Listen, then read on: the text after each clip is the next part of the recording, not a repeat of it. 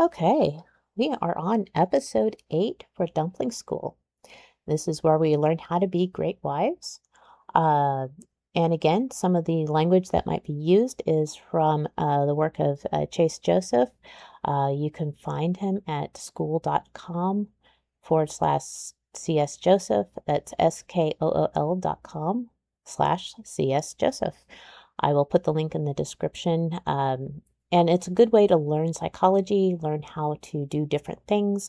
And some of the terminology from here may or may not. I don't remember if this one is pro SD or UD, but I think a lot of this will go across both ladies, both sets of ladies. Okay. um, this one is about our bodies.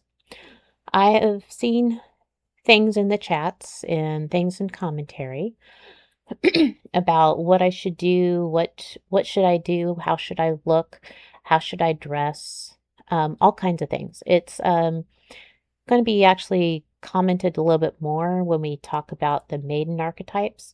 I will actually get to the archetypes and we'll actually discuss a little bit more of those. But this one is actually mostly about our own bodies.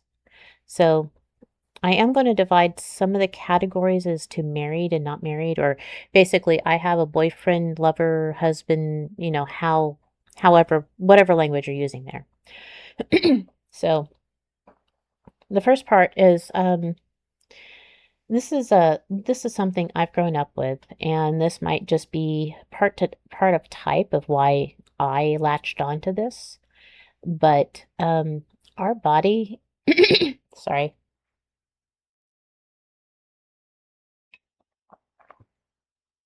Sorry, my throat is a little bit dry. So our body is a living piece of art that is to be enjoyed by our man. Whether our man is our husband or our boyfriend, it is to be enjoyed by our man. Keeping this in mind, when it comes to what we should look like, how we should dress, a lot of that truly depends on the man we are with. So we are made for him to enjoy. And that goes into our haircut, our clothes we wear, our decisions that we make for what we look like. So, um, so the thing is, a lot of men have different opinions on what we should look like. So a lot of us go into our social media and it tells us, what the latest style is, what is thin in, is big booties in, is big chest in, there's a fashion. And I have actually watched various celebrities go through these different fashions where they go get this procedure done, or they take these pills, or they go on this diet, and they change their body really rapidly. And they also get surgery on their face to change how their smile is, to get Botox injections and do this to their body, and they cut their hair and lengthen their hair, and they put extensions in, and they do all this stuff to their body. We as women, we consume this social media. And when we watch the social media, we can get an idea of what we should look like. And that can actually change from year to year. And it can really warp our opinion of ourselves when we look in our mirror. Um, a lot of ladies don't necessarily think that or we don't necessarily see that when a photographer and a celebrity take pictures, we are seeing the best out of a certain amount of number. We're seeing the makeup being done. We're seeing posed in a very specific way to bring out the image that they are wanting to show. We don't necessarily see their day-to-day life, or when they are without makeup, or when they're looking a certain way. We don't see them right after their surgery with all their scars and such either. So, um, yeah, the best thing to do is to shoot for what is healthy. And when I say what is healthy, healthy is usually somewhere around your BMI, your body mass index. That means for your weight, your height for whatever weight, for whatever height you are. And you can vary it 5, 10 pounds either side, and you are healthy. Um, I watched this argument, like 20 to 1, about people talking about body positivity and, how it's not a problem. And the other lady was like, look, I'm actually concerned for your health. This is nothing about just your visual, but the stress on your body is actually causing health problems down the road. And it might be fun right now, but it's causing health problems. And um, yeah, the main thing is to get to where you're healthy. Um, and different men see healthy in a different way. Um, So, and some men will want a little bit more muscle. Some men want a little bit extra chubbiness. Some men want a girl that's super skinny. It is going to change from guy to guy. And this is also something that's going to be interesting when we go into the typology side and finish our data collection. Certain types of men may be actually interested in certain physical attributes differently depending on their typology. And um and then certain types of women, because I think from what we could tell, our biology and makeup and visual typing and all that fun stuff tend to lean to certain body types as well. And sometimes those are the special pairs that go along with each other. So, certain types of guys will be interested in certain types of women and certain figures and different body shapes.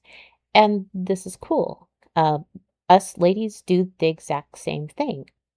Um, some girls like super skinny guys, some girls want guys with muscles, and some just want guys that are just basically a nice, even body shape. There is a balance of what our brain says.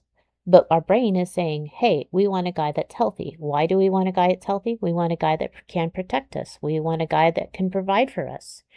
A guy that dies early can't protect and provide for us. So that creates, that unhealthy level. And it's the same thing with us. A guy wants us healthy. Now, as far as butt and boobs, um, a lot of the mental imagery that guys have is that a girl with a large chest, large boobs, will be able to feed their children better. Um, it's just basically a mental connection. That is the fascination with big boobs. They're fun to play with, but they will actually see it as they're nourishing the children. And the same kind of goes for the butt. That is actually tied to hip width, and that means they'll be able to bear children better. I just recently saw something on X where the hip dip thing is actually tied to how the skeletal shape of the pelvis is, and that indicator depends how many or how well it will be for this lady to have children. And it's just something instinctual that guys like see this thing and they associate it with something, but they don't really necessarily know what it is, but they're like, okay, yeah, that's a good woman. I like this. I like that. I like that. Um, and that's the same way with a lot of other things as about the physical body. Some guys like long hair. Actually, more often guys like long hair, long, healthy hair. It also is a sign of health, having healthy hair. um, Healthy nails, things like that. There is actually symptoms that actually point to health markers. Excuse me. Just a second. Let me get some more water. Give me a second. The danger on the body positivity movement is really pushing the unhealthy. And that's where I see the danger. I mean, I get helping our emotions, helping our feeling good so that we can feel like we are looking good while we are learning, while we are recovering health and basically going towards whatever goal we have set. Um, I also think that it is nice that there is actually plus size clothes that look nice for larger ladies. But I feel like the striving is should be to actually get to where we are actually healthy. That gives us long life. That gives us taking care of our children. That gives us a lot of other things that are actually there. And so honestly, and I'm going to just say what I did with my husband. Um, as I was actually getting to a place where I'm like, oh, this is what I would like to look like. I actually asked him.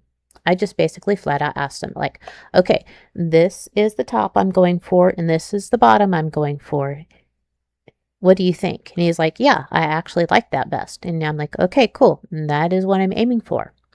Um, and we were completely in agreement.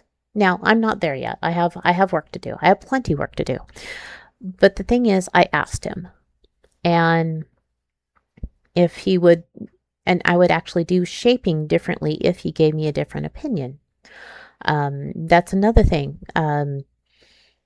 If you are on the skinny side and your man goes, I would like you to have more shape here or there. There are ways to actually do this with bodybuilding to give nice shape to your body. And it doesn't have to be fatty tissue. It could be lean muscle tissue. So you don't have to actually just um, try to actually add here, add there with body fat. You could actually add it with muscle. But yes, ask your guy because that is the end goal of this. Um, I'm probably going to make a later suggestion that we have an idea of what different types of guys actually like. Um, I'll make that over in a different chat somewhere.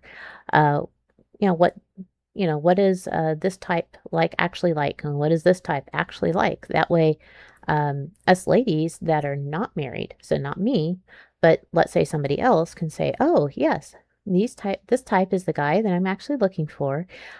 He is looking for this, and I can actually reach that. And most of the time, if you are near your BMI level, your BMI weight, you'll be able to adjust a little bit here and there to the guy that you are actually interested in catching his attention. And I make that suggestion uh, on that with even hair color and hair length and hairstyles. Um, yeah, if your husband likes long hair, keep your hair long. If he wants you to duck color it a crazy color, um, color it that crazy color for fun. Um, for a little while, I would dye my hair nice and different colors of red because that's just something my husband liked. He's like, "Oh yeah, I like the red. Okay, cool. We're doing red." Um, so it's just doing little things and basically double checking what he likes and doesn't like. Um, and talking about likes and don't likes, the other thing I wanted to comment on is modesty. I actually heard a really good definition of modesty the other day. Um, and modesty is dressing so what you're wearing is not distracting for the situation you're in. So, the environment you're in, am I actually being a distraction? And I will describe distraction a little bit. I will do an extreme here that's really funny. So, um, let's say a clown outfit. So, you're covered head, neck to toe. Maybe have some funny hair and some makeup on. That's clown makeup. But you're covered head to toe. You're modest in that sense. But If you're at a kid's birthday party and they don't mind clowns, so they're not going to be scared of you. If you're at a kid's birthday party, what you're wearing is appropriate. So you're wearing something bright colored, flashy, a little bit funny. You're at a birthday party. Yes, that is appropriate. Or a costume party. That is appropriate. Same outfit. If you go into a work boardroom, that is now not modest, because wearing a clown outfit in a boardroom will distract the meeting. And this is the same outfit, same coverage. It's just a different environment, different thing. Same thing of like if you're wearing, if you actually put on a bikini and went to that boardroom, that is not appropriate. But wearing a bikini to a beach or a pool party, that might be appropriate. So the first thing is to think of is what I'm wearing distracting? It is nice to stand out a little bit, but not being distracting. And I will share this as an anecdote as well. When I am on a date with my husband, I will wear things for his eyes. So I might wear a shorter skirt. I might wear a low cut blouse. That way my husband's eyes are definitely on me, and he is right there next to me, and he is appreciative to the outfit I'm wearing. So that is, me being a nice distraction to him. But I am on his arm most of the time.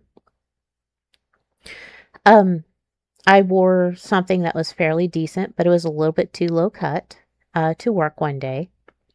And I was spending time with my husband at lunchtime, the ride to and ride from.